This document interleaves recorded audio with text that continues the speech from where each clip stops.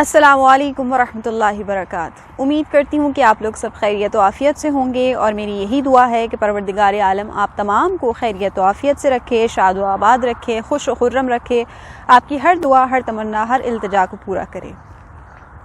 آج جس موضوع کے ساتھ آپ کے سامنے حاضر خدمت ہوئی ہوں وہ دور حاضر کے لیے انتہائی اشد ضرورت ہے اس وصف کی ہم سبھی کو، اور اکثر اس کا دامن ہم ہاتھ سے جانے دیتے ہیں، اور جس کی وجہ سے ہمیں بہت ساری مشکلات، پریشانیوں کا شکار بھی ہونا پڑتا ہے۔ اور وہ موضوع کیا ہے، وہ صفت کیا ہے، وہ وصف کیا ہے؟ وہ ہے صبر۔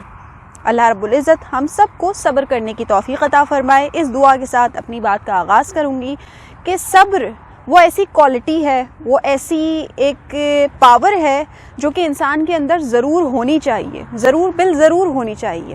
جب صبر سے دامن ہمارا خالی ہو جاتا ہے تو بہت ساری پریشانیوں کا، مصیبتوں کا، مشکلات کا، مصائب کا، اور ایسے باتیں ہم کہہ جاتے ہیں کہ جن الفاظ کا ہمیں بعد میں سامنا بڑے پچھتاوے کے ساتھ کرنا پڑتا ہے۔ اپنی بات کا آغاز کلام اللہ کے اس مبارک آیت مبارکہ سے کروں گی کہ اللہ رب العزت کا ارشاد گرامی ان اللہ مع الصابرین، کہ بے شک اللہ صبر کرنے والوں کے ساتھ ہے۔ جب بذات خود ہم کوئی نیکی کرتے ہیں، کوئی بھی اچھا کام کرتے ہیں، کسی بھی قسم کی کوئی نیکی کرتے ہیں تو اس پر ہمیں اجر و ثواب ملا کرتا ہے، لیکن جب ہم صبر کرتے ہیں تو صبر پہ اجر و ثواب تو ایک طرف، اللہ فرماتا ہے ان اللہ مع الصابرین، کہ میں خود صبر کرنے والوں کے ساتھ ہو جایا کرتا ہوں۔ سبحان اللہ، کتنی بڑی نعمت، کتنا اللہ رب العزت نے احسان فرمایا ان لوگوں پر کہ جو کہ صابرین ہیں، ان کو اجر و ثواب تو ملتا ہے صبر کرنے پر، لیکن رب تبارک و تعالیٰ کی ذات ان کے ساتھ ہو جاتی ہے تو ان کے معاملے تو سمجھے حل ہو گئے۔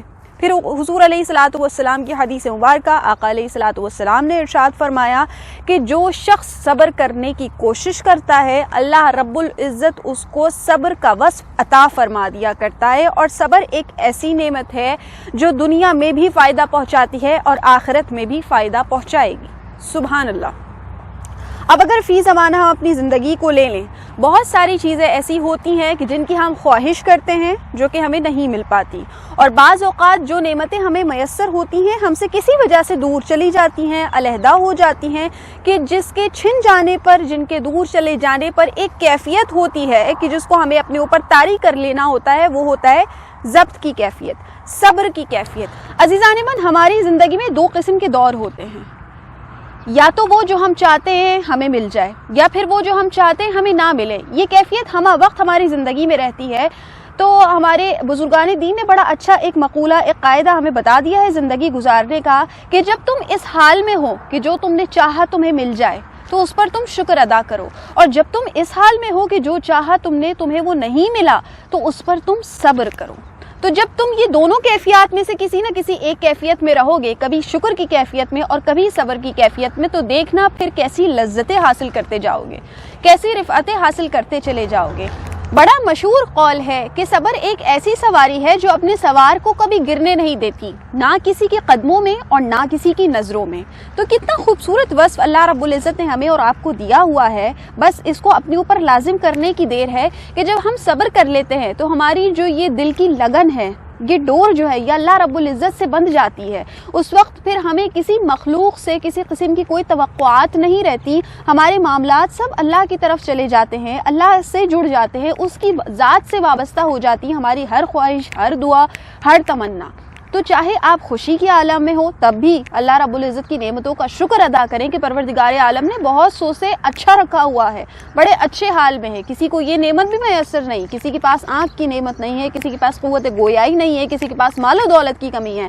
اللہ نے مجھے سب چیزوں سے نوازا ہوا ہے، اور جب کبھی آپ کا کوئی اپنا آپ سے بچھڑ جائے، آپ کی کوئی قیمتی شے کسی وجہ سے اس کا نقصان ہو جائے، کوئی شے، کوئی نعمت آپ سے دور ہو جائے، تو اس وقت آپ کو صبر کر لینا چاہیے، اور اس بات پر یقین رکھنا چاہیے کہ وہ رب جو نوازنے پر قادر ہے، اگر ایک بار یہ نعمت چلی گئی تو کوئی بات نہیں، وہ مجھے دوبارہ بھی عطا فرما دے گا۔ بعض اوقات ہم بہت بے صبرے ہو جاتے ہیں اور ہر چیز میں جلد بازی کرنے لگتے ہیں۔ ہمیں چاہیے کہ ہر کام جو ہے ہمارا بس وہ جلدی سے ہو جائے، جب ہم چاہتے ہیں اس وقت ہو جائے۔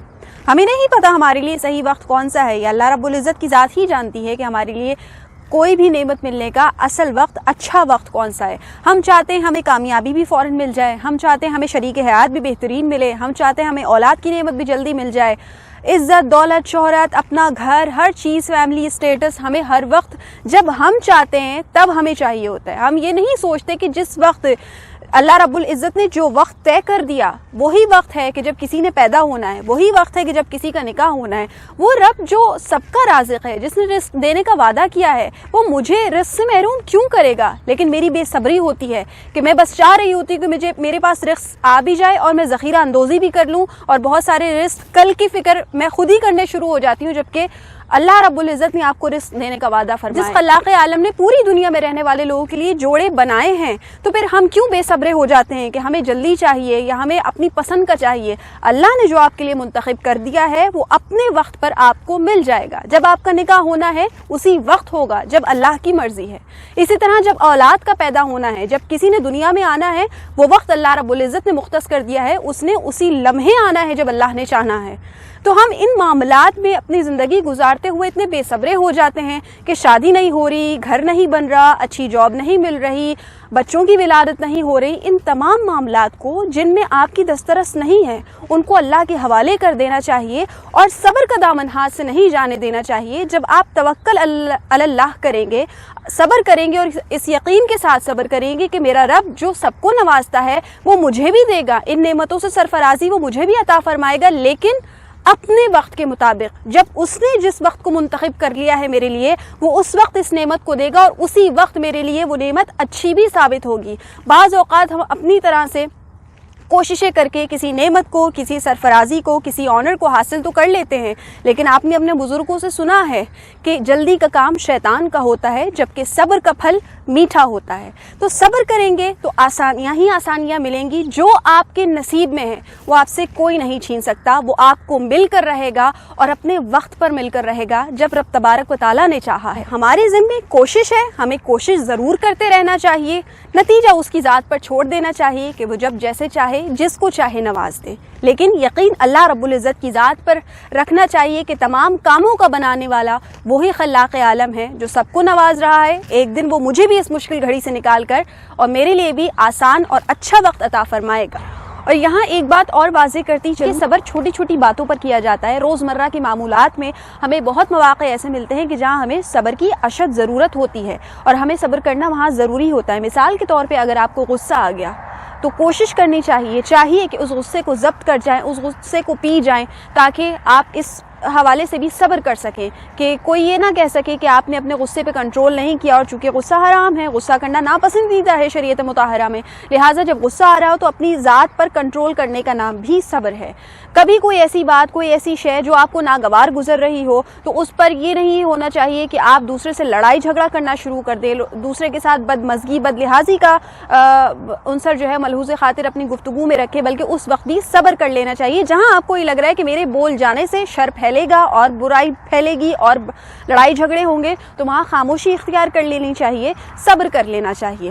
بہت سارے ایسے لوگ، ہمارے بہن بھائی، ہمارے کزنس، ہمارے رشتہ دار ایسے ہوتے ہیں کہ جن کو اللہ نے بڑی نعمتیں دی ہوئی ہیں اور ہمارے پاس ان میں سے کچھ کم نعمتیں ہیں، تو ان کو پھلتا پھولتا دیکھ کر ہم سے کبھی ایسا ہوتا ہے کہ بے صبری کی کیفیت ہو جاتی ہے اور ہم یہ سوچنے لگ جاتے ہیں کہ وہ جو اس کے پاس نعمت ہے وہ میرے پاس کیوں نہیں ہے.